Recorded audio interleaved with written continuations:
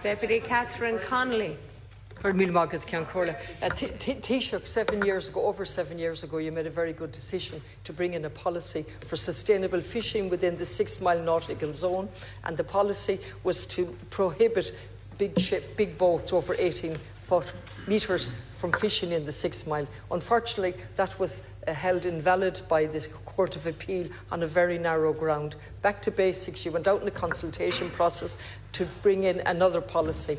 That was announced in July, that you intended from the 1st of October to implement the new policy.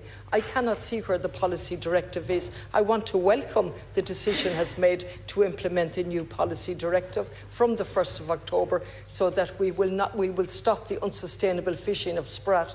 But where is that policy directive, Taoiseach? Can you guide me to it and assure me that it will be implemented from the 1st of October? Thank you, Deputy Yes, first of all, I engaged with Ministers Dooley and Minister Christopher Sullivan on this issue following the consultation. And there was also legal advice sought as well. Now, my understanding is that they had to give a year for the implementation of it, but I will come back to you on the actual...